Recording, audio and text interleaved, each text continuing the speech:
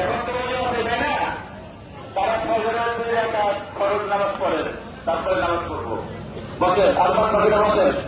যারা ফজরের নামাজ পড়েন নাই, আল্লাহ আজকে 2 রাকাত ফরজ নামাজ পড়েন, তারপর নামাজ পড়বো। বসেন, যারা ফজর করছেন তারা বসেন, আর যারা ফজর করেন নাই 2 রাকাত ফরজ পড়েন।